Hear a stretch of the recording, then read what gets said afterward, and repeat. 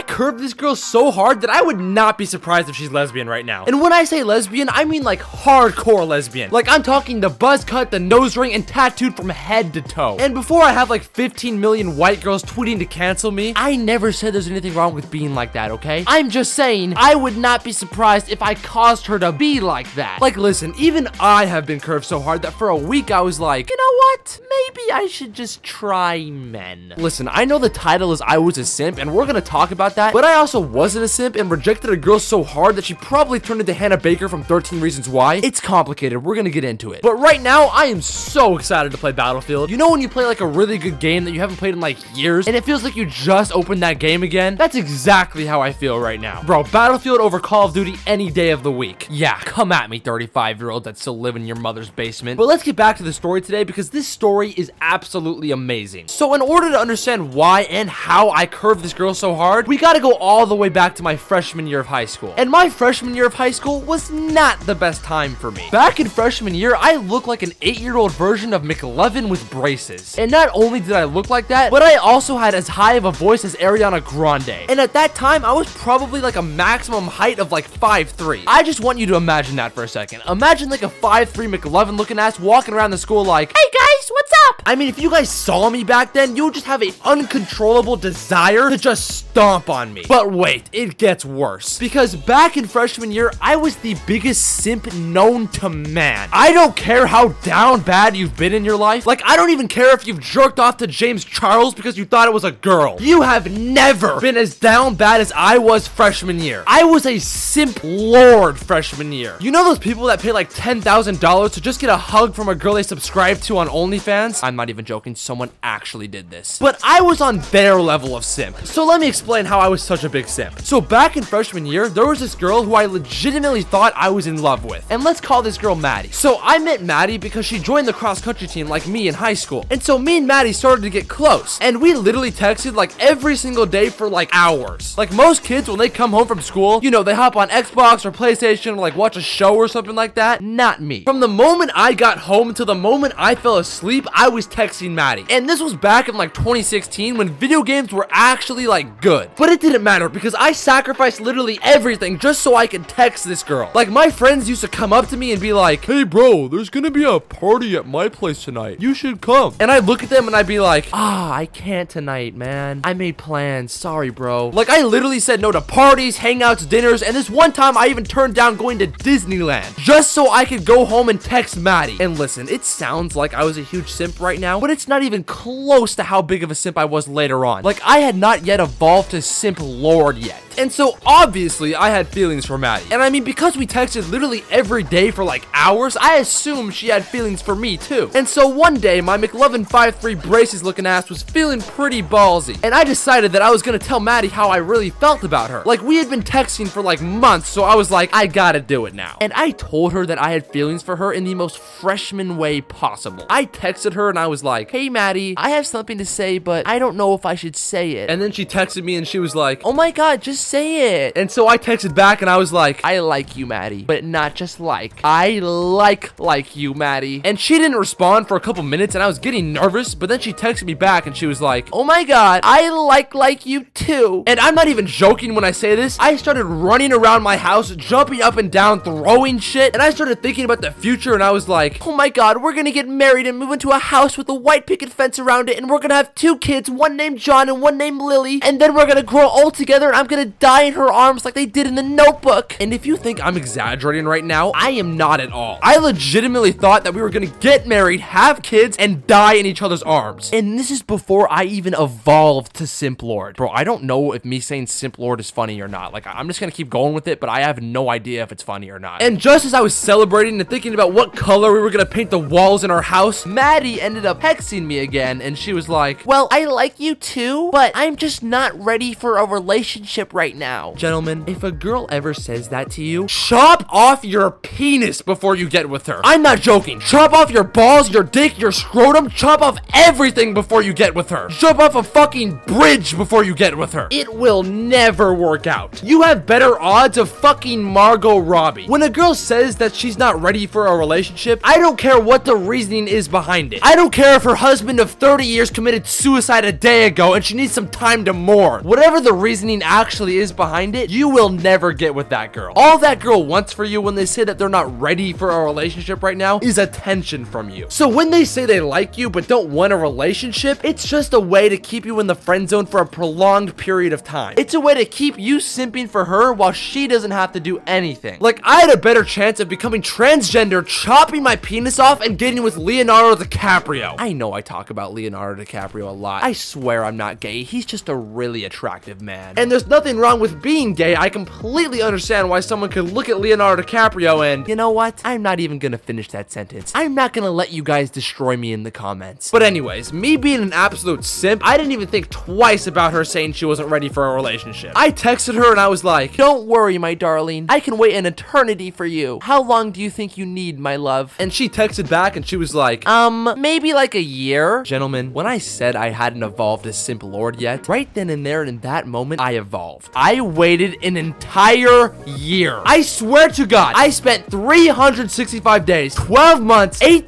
8,765 hours in friend zone purgatory. I didn't try and get with any other girls. I would text Maddie every single day for hours like, Oh my god, my darling, you look so beautiful today. I love you. and every night I would go to bed thinking about John and Lily playing in the front yard surrounded by a white picket fence. And the worst part about all of this is I've actually simped worse than this before, but that's for another video. So yeah, I waited an entire year for this girl just so that she could be ready for a relationship. And so after an entire year, I was like, My darling, you think you're gonna be ready for a relationship now? and this bitch had the audacity to be like, No, not yet. I don't know when I'll be ready. It might even be after high school and college. It may even be after that. and listen, I was a huge simp that would have been willing to sell my kidneys on the black market for her, but even I had a line, and I was not gonna wait until fucking college. So I finally drew a line and I was like, look, let's be friends, but I can't wait until college. But there was a problem with this. You see, this girl didn't want to be in a relationship with me, but she also didn't want me to be in a relationship with anyone else. Like, she wanted all my attention all for herself. And so after a while, I finally got with another girl. And so when I finally did get with this girl, she immediately, like the second I told her I was with another girl, texted me and said, Okay, I'm ready for a relationship now. and right when you guys would think, oh, good for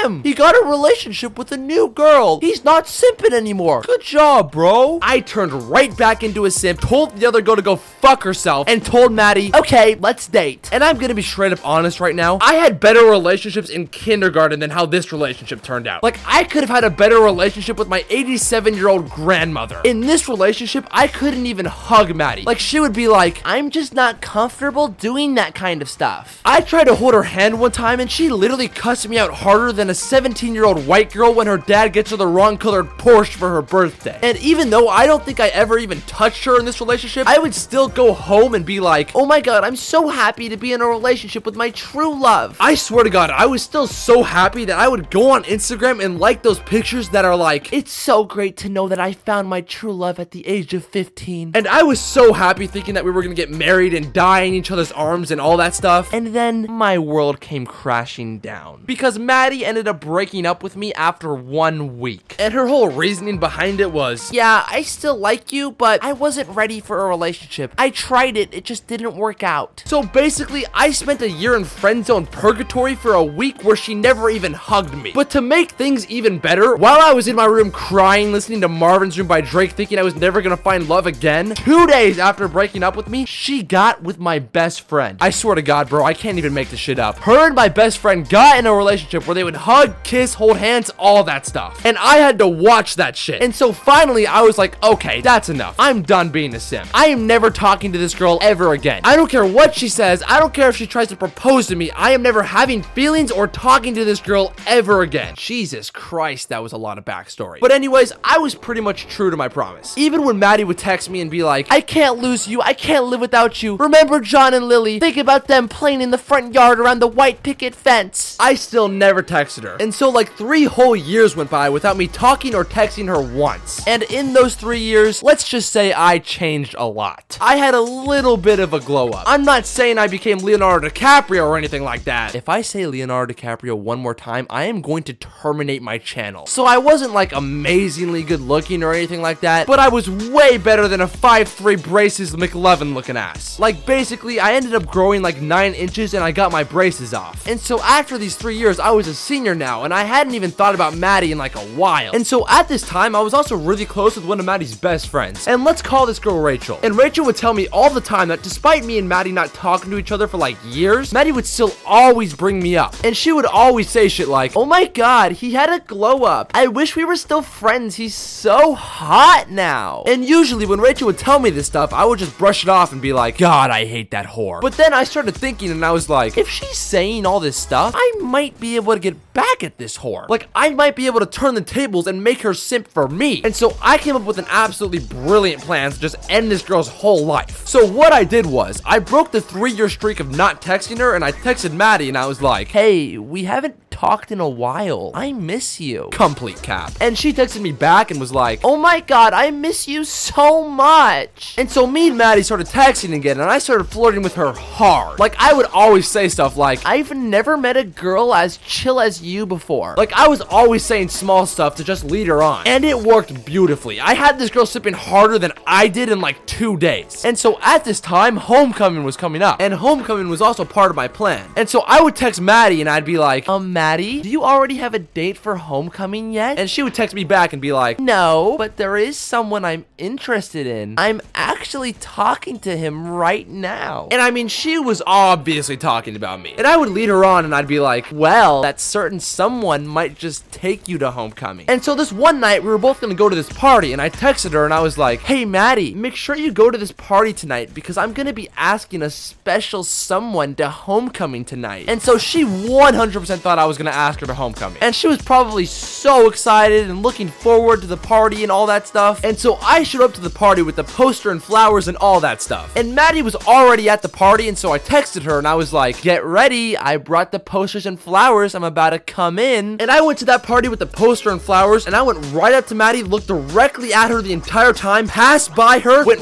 right up to her best friend Rachel, and asked her to homecoming 2 feet away from Maddie. And Maddie heard the entire thing and had to watch Rachel say yes, and Rachel hug me and take pictures with me and the whole thing. And to this day, Maddie never texted me again, and I have no idea what happened to her. And before you start commenting, "Bro, that's messed up. You shouldn't have done that, bro." I was in purgatory for a year, and I didn't even get a hug out of it. I wasted a year of my life. I should have done something way worse. Alright, this is already going to be the longest video on my channel, so I'm going to address 2 things. Number 1, all of you commenting about the face reveal and being like, "I have no reason to live. I'm going to kill myself if you don't do a face reveal." I already said this, but I'm going to do it as soon as I get my 100k play button. I know I've dragged it on, but I'll make it worth it to you guys, I promise. And number 2, YouTube just contacted me saying they're going to ship my play button, and it should take like 2 weeks for it to get to me. So expect the face reveal in like 2 weeks. But anyways, guys, that's going to do it for today's video. Moral of the story, and I'm going to start doing this for every video, but moral of the story, don't go for girls. Go for Leonardo DiCaprio. I'm not deleting my channel because I said that. Please subscribe.